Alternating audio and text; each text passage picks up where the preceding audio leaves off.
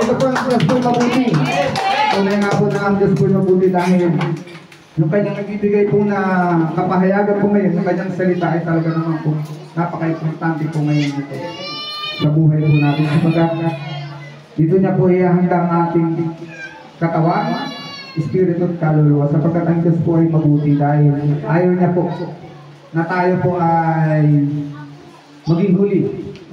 Maaring nabasa niyo na po ito at maaring narinig na po ito sa mga ngaral, pero napakahalaga po yung lagi pong inuulit at pinapaalala yung salita po ng Diyos. Kaya bumalik muna po tayo dun sa tinalakay po dun sa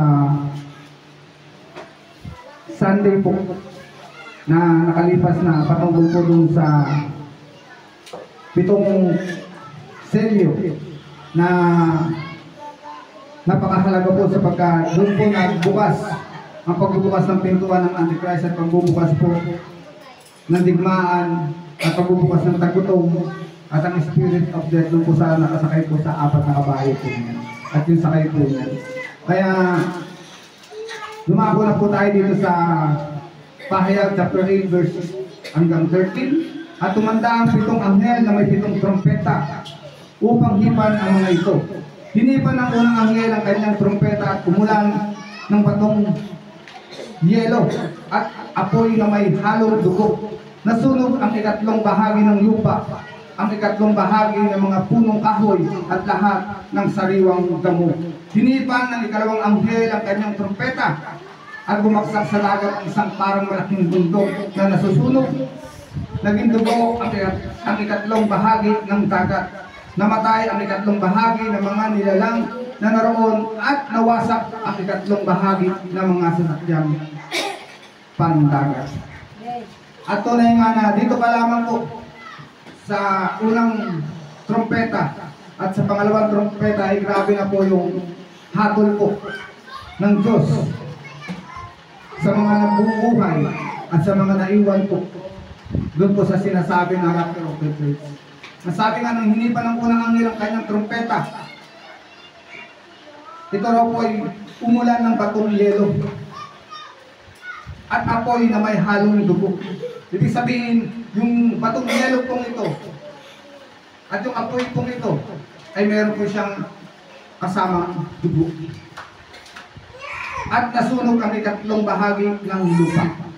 Ibig sabihin, yung 1/3 daw po ng kalupaan dito sa mundo ay nasunog at ang 3 bahagi ng mga punong kahoy at lahat ng sariwang damo. Ibig sabihin, ganun po yung hadol po ng Diyos nung hipan po ng unang anghel, yung hawak-hawak na pong trompeta. Nagkaroon ng pag-ulan ng batong yelo. At kung bubuksan niyo po ang inyong pangunawa, sa bato lamang po, pag ikaw ay binato, nanggaling lang po sa simpleng bato ay masakit na po. Kung ito po yung lalo pong galing po sa langit, yung impact po nito ay talaga pong napakalakas. Kaya sigurado ang lahat po ng tatamaan po ng batong yelo po ito, ay sigurado pong sabihin natin pag tumama po sa mga ibon, sa mga hayop at sa tao ay sigurado pong patay. At ito naman pong apoy na may halong dugo ay tunay nga po na nagkaroon po ito ng sunog sa 3 bahagi po ng lupa. At ang 3 bahagi ng punong kahoy at lahat ng sariwang damo ay nasunog. Ganun po yung unang nangyari nung hipan ng anghel ang unang trompeta. Dahil sa unang trompeta lamang po, sa pag-ihip po, ay ganun na po yung damage, ganun na po yung pinsala, at ganun na po yung nangyari po sa daigdig. At kaibaan po ito dun sa unang selyo, sa pangalawang selyo, at 3 selyo, at 4 na selyo. Sapagkat yung unang selyo po ay nabukas lamang po ito ng pintuan ng pagdating po ng Antikristo. At yung pangalawang selyo po ay nabukas lamang po ito ng mga digmaan na mangyayaring pagaganap sa buong mundo at nagkaroon po ito ng civil war. At sa pangatlong selyo po ay nagkaroon po ng tagbutong. At sa pang-4 po ng selyo ay nagkaroon po ng kamatayan. At yung 1/4 nga po ng populasyon po sa daigdig ay nawasak, namatay.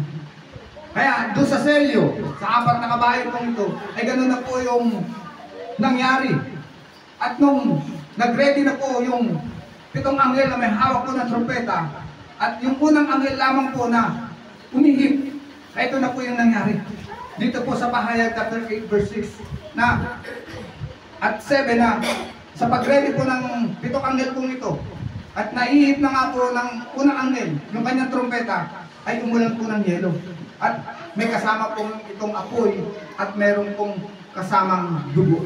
At nasunog ang ikatlong bahagi ng lupa at ikatlong bahagi ng mga punong kahoy at lahat ng sariwang damo. At punta po tayo dito sa verse 8. Nang hipa ng ikalawang anghel ang kanyang trompeta at bumagsak sa dagat. Listen, sabi po dito, hinipa ng ikalawang anghel ang kanyang trompeta at bumagsak sa dagat ang isang parang malaking bundok. Tingnan niyo? Malaking bundok na nasusunog. Naging dugo ang ikatlong bahagi ng dagat. Namatay ang ikatlong bahagi ng mga nilalang na naroroon at nawasak ang ikatlong bahagi ng mga sasakyang pangdagat. Ibig sabihin, doon sa unang trompeta lamang po na pag-ihip po ng anghel ay nagkaroon na po ng pag-ulan ng batong yelo, pag-ulan po ng apoy na may halong dugo, at nasunog ang ikatlong bahagi ng lupa, at lahat po ng punong kahoy at lahat po ng sariwang damo ay nasunog, at ng pangalawang hipan po ng pangalawang anghel ang kanyang trompeta ay bumagsak po sa dagat ang isang malaking bundok na nasusunog. Ibig sabihin po, kitang-kita po ito na lahat po ng mga taong nabubuhay po sa ibabaw ng daigdig. Kitang-kita po nila yung bundok na nasusunog na bumabagsak at babagsak po sa mundo. Masabi po dito, nung bumagsak na po yung malaking bundok po ito na nasusunog, naging dugo ang ikatlong bahagi ng dagat. Tingnan nyo? Naging dugo ang ikatlong bahagi ng dagat. Yung tubig daw po, yung dagat daw po, sa ikatlong bahagi po na ito, na kinaroroonan lang po ng dagat ay naging dugo. Hindi lamang po kulay dugo, kundi naging dugo. Sabi ko, naging dugo. At namatay ang ikatlong bahagi ng mga nilalang na naroon. At nawasak ang ikatlong bahagi ng mga sasakyan dagat. Bakit po nawasak yung mga sasakyan dagat? Dahil nga po, di ba pag nagkaroon lamang po ng tsunami, o pag nagkaroon lamang po ng tidal wave, ganun na po yung pinsala ay mas more. Yung bumagsak po ay kasi laki po ng bundok na tumama po sa karagatan. Kaya nagkaroon po siya ng matinding pinsala sa wonders ng mga sasakyang pandagat. At sabi po dito sa na namatay ang ikatlong bahagi ng mga nilalang na naroon at nawasak ang ikatlong bahagi ng mga sasakyan. Kaya nyo, namatay ang ikatlong bahagi ng mga nilalang na naroon. Ibig sabihin, kung saan bumagsak po yung bundok pong ito, namatay po yung mga naroon. Isipin po natin ano yung mga naroon. Mga hayop, mga tao, at iba pang may buhay na naroon. Kaya sabi po dito, na kailangan, pag nakita na po natin,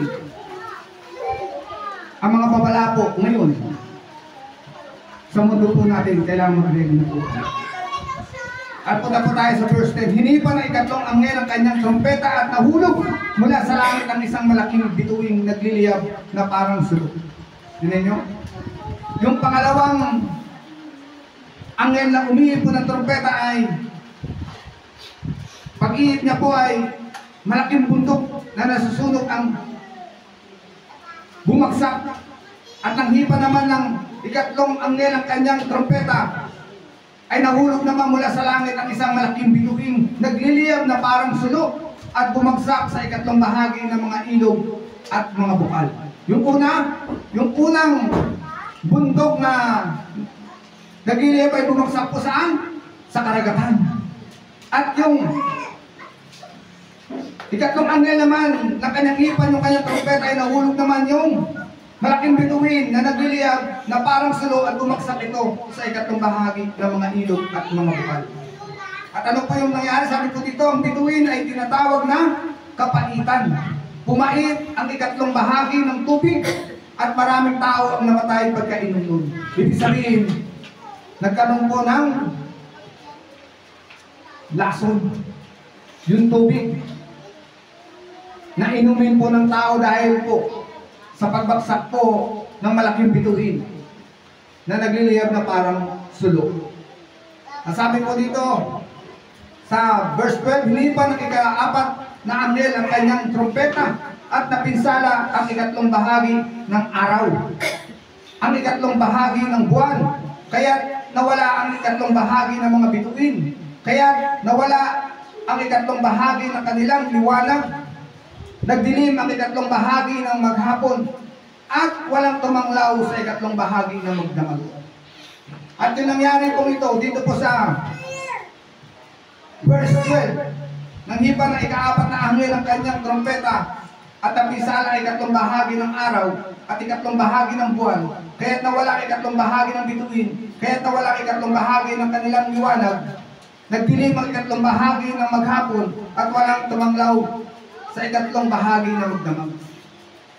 Ito pong magaganap pong ito dito po sa Seventh Revolution, dito po sa trumpet, ay nangyari po ito doon sa kapanahunan po ng mga Israelita nung po sila'y malapit ng lumabas po sa Egypt.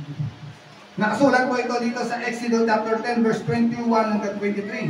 Sinabi ni Yahweh kay Moses, iunat mong pataas ang iyong kamay at mababalot ng dilim ang buong Ehipto. Ganoon nga ang ginawa ni Moses at nagdilim sa buong lupain sa loob ng 3 araw. Hindi magkakitaan ang mga tao sa buong Ehipto, kaya walang taong umalis sa kanyang kinaroroonan sa loob ng 3 araw. Madilim na madilim sa buong Ehipto maliban sa tirahan ng mga Israel. Ibig sabihin, pag hinipan po ng ika-4 na anghel ang kanyang trompeta, ay tunay nga po na magkakaroon po ng kadiliman. Pero sa pagsisiyasat ng mga scientists at mga scholar, ang kadiliman raw po ito ay maaaring mangyari katulad nung nangyari po doon po sa Ehipto, na magkakaroon po ng kadiliman dahil nga napinsala po yung araw, yung kanyang liwanag ay napinsala, at ganoon din po yung buwan. Yung ikatlong bahagi po ng kanilang liwanag ay napinsala po at nawala po. Maging sa mga bituin. Kaya tunay nga na kanilang pong liwanag po ay nagkaroon po ng hindi na po normal. At tunay nga na sabi rin po dito sa Mateo chapter 27 verse 45, mula sa tanghaling tapat hanggang sa ikatlo ng hapon ay nagdilim sa buong lupain. Hinahalin tulad din po ito doon sa pangyayari na kaganapan po nung ang Panginoong Jesucristo po ay nadulog po sa krus ng Kalbaryo. At sabi rin po dito sa Lucas 23 chapter 23 verse 44, nang magkatanghaling tapat na hanggang sa ikatlo ng hapon, nagdilim sa buong lupain, nawala ng liwanag ang araw, at ang tabing ng templo ay napunit sa gitna. At yun nga po yung napahayagan pong yan, ay tunay nga po na pinapaunawa lang po sa atin ng Diyos na pag nangyari po itong Seventh Revolution pong ito, dito po sa trumpet, ay tunay nga na hindi po biro ang dadanasin po ng mga taong pong nabubuhay po sa generation pong ito. Talaga pong kalagim-lagim yung sasapitin po ng lahat po ng mga taong nabubuhay po sa generation pong ito. Kaya bilisin na talaga pong buksan po natin ang ating pang dinig ngayon po sa umaga pong ito, sapagkat gusto po ng Diyos na malinawan nyo at maintindihan nyo yung kapahayagan pong ito, para hindi na po tayo mag-alinlangan pa sa ating paglilingkod, sa ating pagtungo sa bahay-sambahan po ng ating Panginoong Diyos. At ang gusto po ng Diyos ay manatili po tayo sa ating paglilingkod sa Kanya, sa ating pagmamahal sa Kanya. At gusto ng Diyos na habang naghihintay pa tayo ng pagbabalik ng ating Panginoong Kristo ay naroon na tayo sa sincere na pagsunod sa kanyang kalooban. At pumunta po tayo dito sa verse 13, sabi ko dito, pagkatapos ay nakita ko ang isang agilang lumilipad sa kawalan at narinig ko itong sumisigaw. At yung sabi po dito ng agila, kalagim-lagim, kalagim-lagim, talagang kalagim-lagim ang sasapitin ng lahat ng nasa lupa, pagtunog ng mga trumpetang hihipan ng tatlo pang anghel. Ito yung maging, ang agila po ay nakapagsalita. Dahil doon po sa dadanasin po ng mga tao na nabubuhay po sa kapanahunan po ito na mararanasan po nila yung kalagim-lagim at kakilakilabot na mangyayari po sa daigdig. At punta na po din tayo dito sa Pahayag chapter 9 verse 1 verse 1 hanggang 21, sabi po dito, nang hipa ng ikalimang anghel ang kanyang trumpeta at nakita kong nahulog sa lupa ang isang bituin. Ibinigay dito ang susi sa bumana ng napakalalim na hukay. Ang sabi, nung hipan raw po ng ikalimang anghel ang kanyang trumpeta, ay nakita kong nahulog, nakita raw po ni Juan Di Balabed na nahulog sa lupa ang isang bituin. Ibinigay dito ang susi sa bukana ng napakalalim na hukay. Ibig sabihin, nagkaroon po ng napakalalim na hukay nung bumagsak na po yung bituin pong ito sa lupa.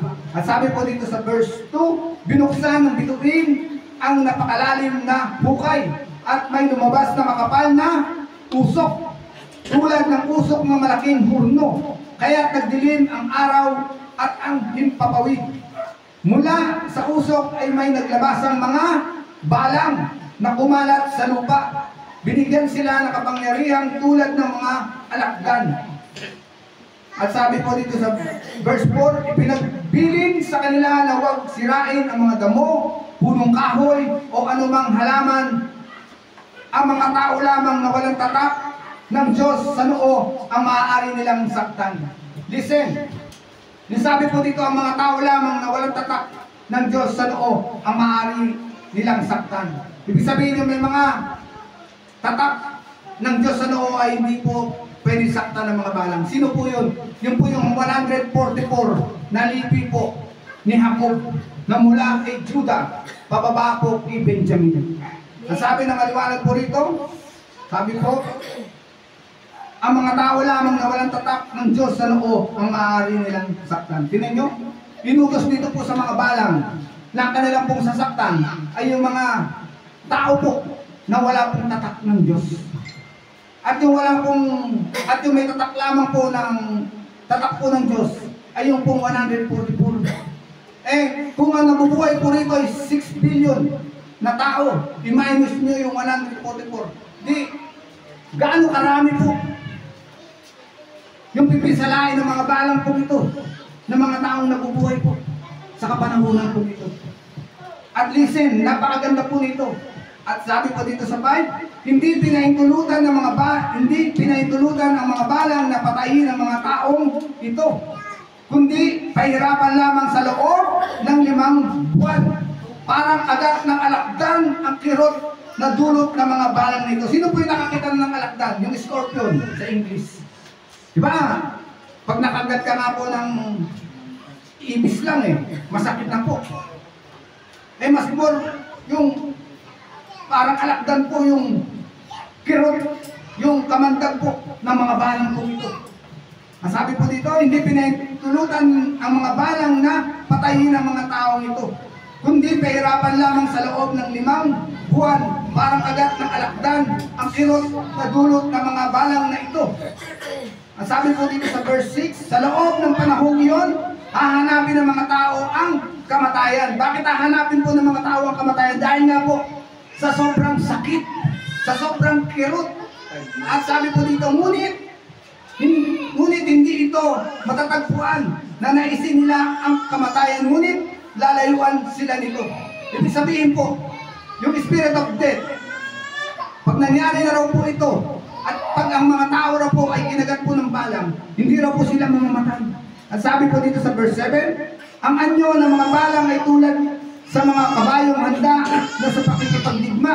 Sa kanilang ulo ay may parang koronang ginto at parang mukha ng tao ang kanilang mukha. Parang buhok ng babae ang kanilang buhok at parang ngipin ng leon ang kanilang mga ngipin. Natatakpan ng parang baluting bakal ang kanilang dibdib at ang pagaspas ng kanilang pakpak ay parang dagundong ng maraming karuwaing hila ng mga kabayong lulusob sa labanan. At sabi sa verse 10, sila ay may mga buntot na may tulis gaya ng mga alakdan na sa buntot nila ang kapangyarihang malaki na mga tao sa loob ng 5 buwan. Pinahintulutan daw po ang mga balang na ito. Ang lahat po ng tao na bubuhay po sa mundong ito ay 5 buwan po silang sasalakahin, kaagatin, tutusukin ng buntot ng mga balang po ito na katulad po ng alakdan. At sabi sa verse 11, ang pinuno nila ay ang anghel na bantay sa napakalalim na hukay. Ang kanyang pangalan ay sa wikang Hebreo ay Abandon at sa wikang Grego naman ay Apollyon. Yan po yung mangyayari po sa pag-ihip po.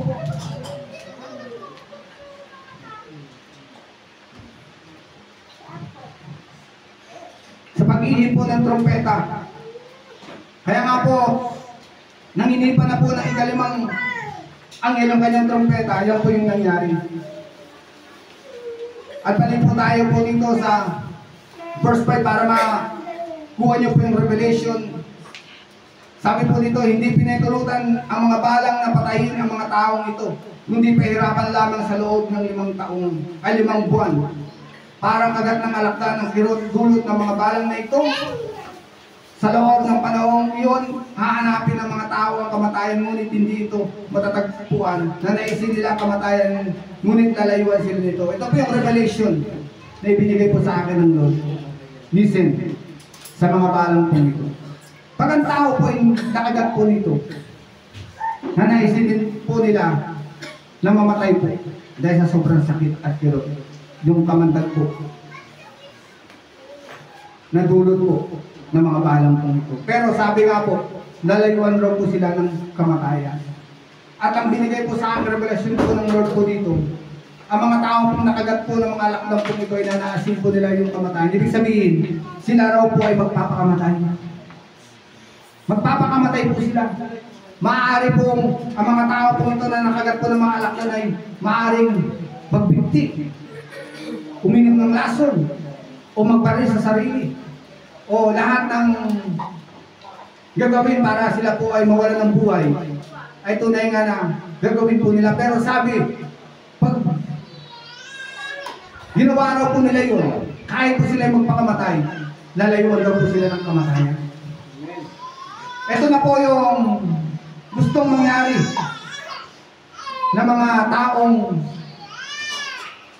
marunong sa kapanahonan po ito na gusto nila na mangyari po ang zombie apocalypse.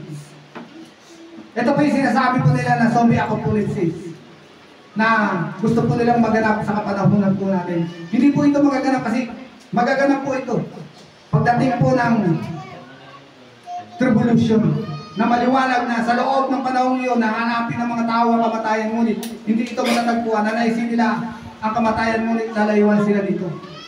Ibig sabihin, lahat po ng mga tao na kagat ng balang pong ito ay nanaisin po nila ang kamatayan, pero hindi po sila mamamatay. Kahit magbiktima po sila, kahit tumalon po sila sa building, o anumang gawin po nilang paglalason sa kanilang mga sarili, kahit magbaril po sila sa sarili para mamatay, hindi po sila mamamatay. Kasi nga, yung spirit of death ay umalis po sa kapanahunan po ito sa loob ng 5 buwan. Kaya mga tao po ay magiging buhay na patay. Yun nga po, yung magiging zombie. Pero, sabi po dito sa verse 7, ang anyo ng mga balang ay tulad ng mga kabayong handa na sa pakikipagdigma. Ibig sabihin, ang mga balang pong ito, kahit ano pong gawin po ng tao, ay tunay nga nalalaban po sa tao. Kasi handa po sa pakikipagdigma eh. Kaya nga po, hindi po ito mapipinsala ng tao.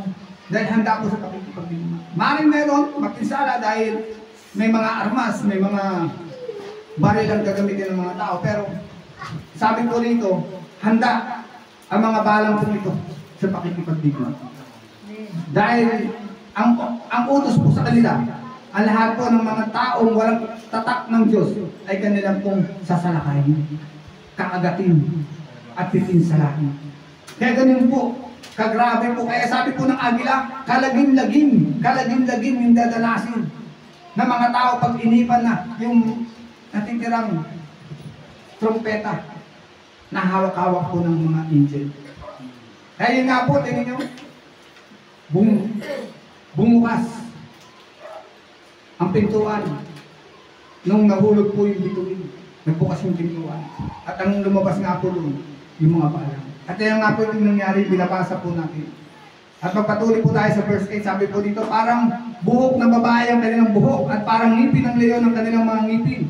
Natatakpan ng parang mga baluting bakal ang kanilang dibdib at ang pagaspas ng kanilang pakpak ay parang nagundong ng maraming karuwahing hila ng mga kabayong lulusob sa labanan. Sila ay may mga buntot na may tulis gaya ng mga alakdan na sa buntot nila ang kapangyarihang manakit ng mga tao sa loob ng 5 buwan. At sabi sa verse 11, ang pinuno nila ay ang anghel na bantay sa napakalalim na hukay.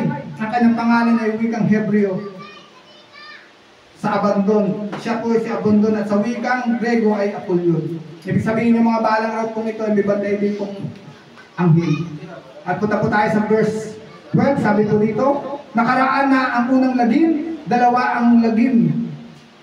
Nakaraan na ang unang lagim, dalawa pang lagim ang darating.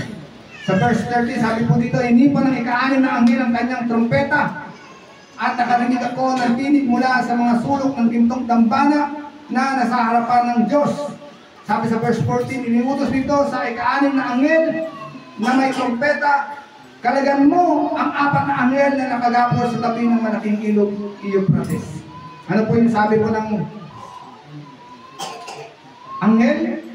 Piniutos nito sa ika-6 na anghel na may trompeta, kalagan mo ang 4 na anghel na nakagapos sa tabi ng malaking ilog, Euphrates.